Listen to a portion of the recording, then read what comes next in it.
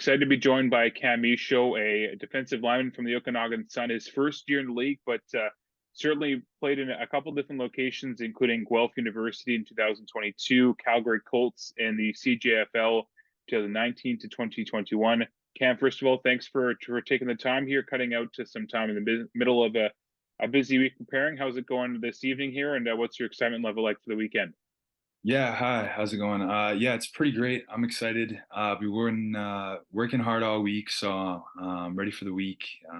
Grinding it out, banging out in practice, and I'm excited for this upcoming game. This is obviously your first year with the Sun, last year of eligibility, but certainly a guy that stands out at 6'6" on the fields, and that also plays a hand in going to the CFL, which you hope to the combine next spring. Does that feel to you, anyways, that the height there definitely gives you advantage, especially that position, because you're able to go up and catch the football a little bit easier than other guys? Yeah, definitely. It definitely gives insight for the prospects in CFL looking at me. Having like the height and the weight definitely helps a lot. It's just building the skills now to develop as a player and become great. Being able to develop on the football field. You did play at Guelph University, but did leave after one season. I just wanted to ask about that, maybe the decision, if not that, just what it meant to you to be able to play there for a bit, especially in the OUA. Very tough conference there out in Ontario. They have a great football program out across the province there. Yeah, definitely. I definitely wanted to step up my game and learn more knowledge and go against better players. So that's my decision that I went to Guelph University to verse better opponents.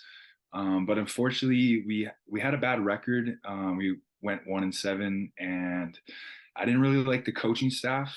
And there was another couple of things. I had an injury with my hamstring, and the physiotherapists were telling me that I was not cleared for practice and that I couldn't practice full go. And then I had the coaches telling me that I should be practicing. And so in my mind, I had a mentality that I wanted to practice. I wanted to be with the guys and practice. So I pushed myself and I kept getting injured. My hamstring kept getting pulled and it kept relaying my injury and not being able to play for basically half the season, which really sucked for me. So that was kind of my decision leaving and going forward, not having any hatred towards them. I still love the guys. I still love the guys I played with. Talk about that this year, because you come into the BCFC your first year, even though it is your last year. I mean, it's a great experience for you, but you're playing in Kelowna there for the Okanagan Sun compared to Calgary. What was that decision like? Was it a tough one for you to come away to playing with the Colts, or was it just an easy decision knowing that Okanagan was a provincial and national championship in the last couple of seasons? Was it a pretty easy decision for you? Yeah, I think it was a really easy decision for me hearing that they went 12-0, I believe it was, winning the championships. So I thought that it would be a great opportunity to get another championship, not knowing that we're going to dominate. And all the guys that they brought in this year, they have Devin Croft and Cookie in the middle for a defensive line.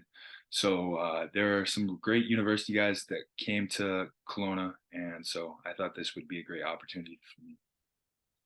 You talked about a couple guys there, but just talk about as a whole the defensive line, because you Yeah. guys have one of the best defense in the league this season. You're leading the BCFC and allowing only an average of 59 rushing yards a game, which for a running back isn't very much, and for an opposing team isn't very much. So you limit the run game, obviously, but just talk about the guys around you, maybe even the offensive line when they get their chance in the field. Just the camaraderie as a whole from the defense seems really tough to score on right now.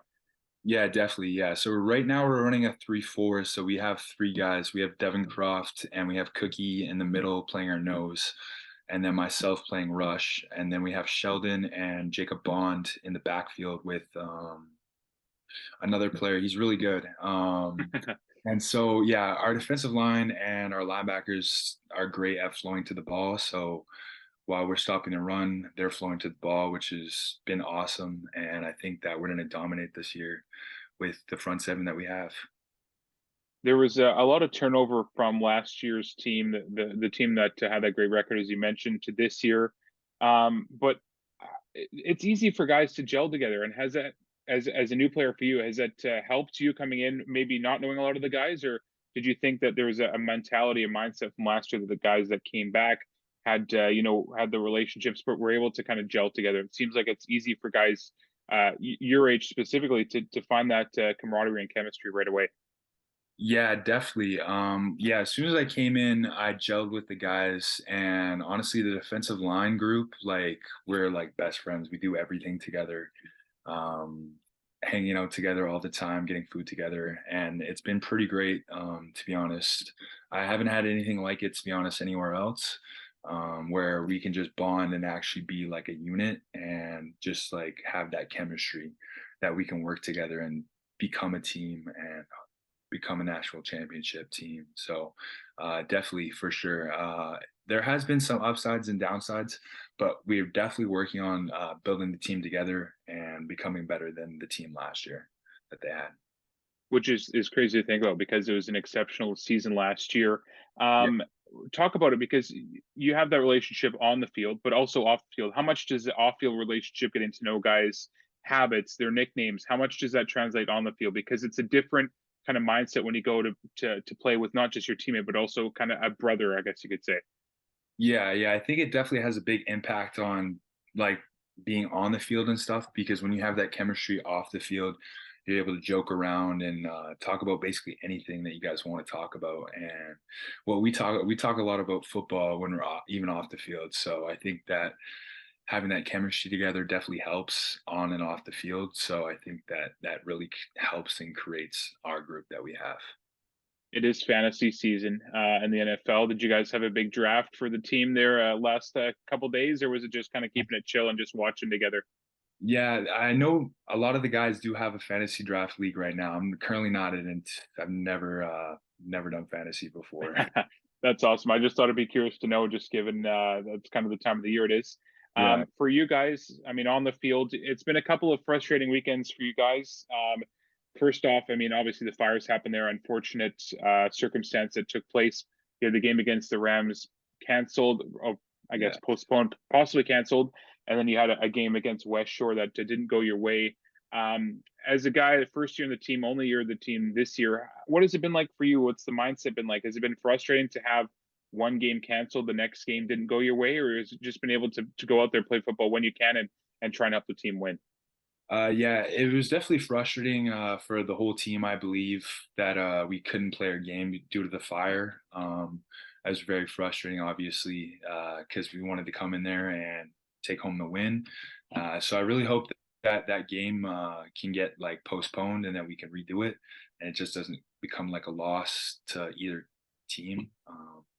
So I really hope that happens. And yeah, last week we had a couple miscommunications, and I think it was mostly special teams. We had three blocked kicks, what ended up for defensive us starting on the 20-yard line almost every time. So I think that we fixed up a lot of things during practice this week, and I think we're going to be ready to go for when we verse them next. Obviously, you'll know best, but what was the mood like after the West Shore game? Was it frustration, or was it just more, there's things that we need to work on that we can't control, and you just need to tune it up for this weekend's game? Yeah, yeah, we definitely needed to tune it up. We had a lot of people frustration. Obviously, we drove all the way to the island, taking the ferry, so it was frustrating coming back on a loss, going all the way back home. But we're gonna turn our heads and look past it, and we're gonna go on to the next game. Just finally, you're a friend of mine this weekend. You guys play the VI Raiders, who are 0-5, but I think, like I spoke about with coaches, players before in this league, it's a little bit deceptive because the record might jump off the page to you as maybe this team's struggling, but I think it goes kind of beyond that. And they've had a couple of close games in the last couple of weeks. Yeah.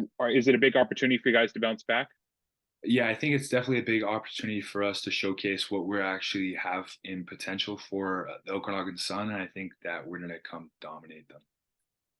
Awesome, Cam. I appreciate your time. This has been great to get to know you a little bit and about the team. Good luck on the weekend. Yeah, awesome. Thank you for having me.